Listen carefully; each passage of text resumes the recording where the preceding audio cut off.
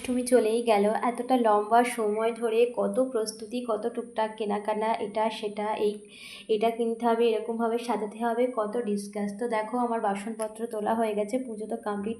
সত্যি ভাবা যায় না পুজো দিনটা যে কীভাবে চলে গেল ভাবতেই পারি না। মানে ওই দিনটা খুব তাড়াতাড়ি চলে গেল এখন মনে হচ্ছে। কারণ ওই দিনটা এত মানে ধীরে সুস্থে কোনো কিছু হয়, তাড়াহুড়োর মধ্যে দিয়ে দিনটা কীভাবে যে চলে গেল। তো দেখো জন্মাষ্টমীর পর এবার সমস্ত কিছু আবার পরিষ্কার করে সমস্ত মুছিয়ে প্যাকেটে তুলে দিয়েছি বাসনপত্র সব। এবার রাধা মাধবের ঘরটাকে আর একটু সুন্দর করে ডেকোরেশন করার ভেবেছিলাম, তাই করে দিলাম এটাও। মানে রাধা মাধবই করিয়ে নিয়েছে আমাদের, কি বিশ্ব ব্রহ্মাণ্ডের মালিক যিনি, তিনি কৃপা করেছেন তবেই সম্ভব হয়েছে। তো এখানে একটা ফুলদানি রেখেছি আর তার মধ্যে দিয়েছি ময়ূরের পালক। কেমন লাগছে অবশ্যই জানিও। আর দেখো ঘরটাকে কেমন করে সাজিয়েছি, এখানে প্রদীপটা চেঞ্জ করেছি, ওই প্রদীপটা একটু ছোট ছিল, তো প্রদীপটা চেঞ্জ করেছি, তার সাথে আমি এটাকেও চেঞ্জ করেছি, স্ট্যান্ডটাকেও চেঞ্জ করেছি, দুটোকে চেঞ্জ করে দিয়েছি। তো বড় প্রদীপ হলে বেশ সুন্দরই লাগে। আর দেখো এইখানটা, উফ, দেখেই যেন চোখটা জুড়িয়ে যাচ্ছে, তাই না? আগে রাধা মাধবকে দর্শন করো, কেমন লাগছে আগে বলো, কেমন লাগছে? খুব সুন্দর লাগছে না? দেখেই ভগবানের জন্য সত্যি কিছু করলে মনে একটা আলাদা শান্তি এসে যায়। যদিও তার কৃপাতেই সমস্ত কিছু সম্ভব, আমাদের কোনো ক্ষমতাই নেই। তো দেখো এখানে ভগবানকে, যে সিংহাসনটা আমি বানিয়েছিলাম হাতে, তোমাদের সাথে সবটা শেয়ার করতে পারিনি কিভাবে বানিয়েছিলাম, কারণ এত তাড়াহুড়োর মধ্যে দিয়ে।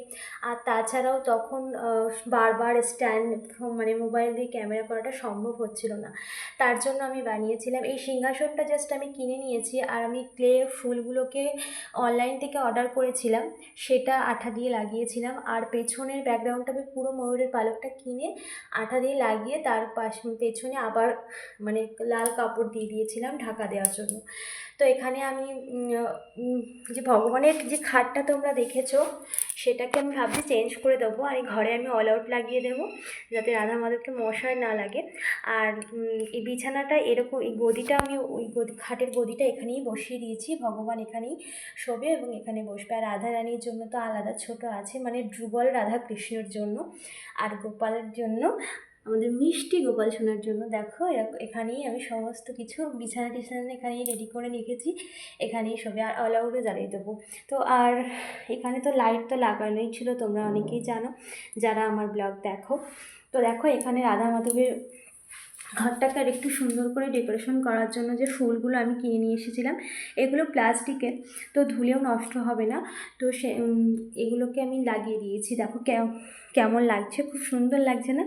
এখানে দেখো ময়ূরের পালক ছিল, ওগুলোও লাগিয়ে দিয়েছি। আর দেবাদিদেব মহাদেব, মা সরস্বতী, খুব শীঘ্রই আমরা আরও একটা সিংহাসন এখানে নেওয়া হবে, সেটা একটু সময় লাগবে, বাট এখানে আরও একটা সিংহাসন নেওয়া হবে, যাতে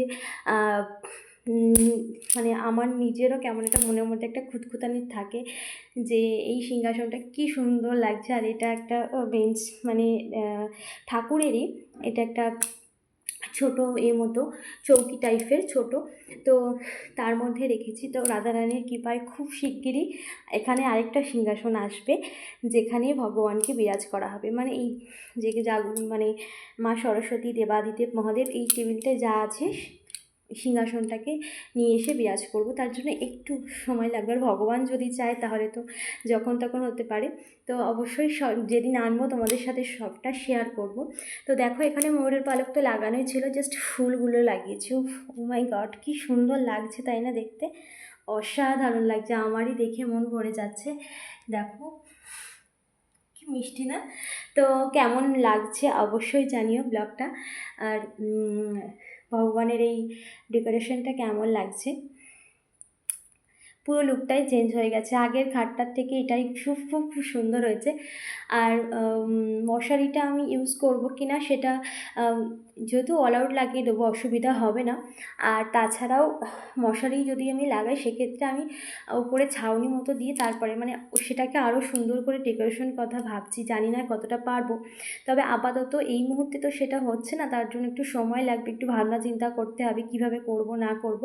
তো তার জন্য একটু সময় লাগবে, ততদিন অল আউট চলবে ঘরে। আর তোমাদের সাথে সবটাই শেয়ার করব যেদিন বানাবো। আর এই সিংহাসনটা কেমন লাগছে অবশ্যই কমেন্টে জানিও। ওকে, কেমন লাগছে সিংহাসনটা? তো এটা হচ্ছে আমার ভগবানের ঘরের ফাইনাল লুক। তো টাটা, দেখা হচ্ছে নেক্সট ব্লগে। সবাই ভালো থেকো, সুস্থ থেকো এবং চ্যানেলটাকে সাবস্ক্রাইব করতে একদমই ভুলো না।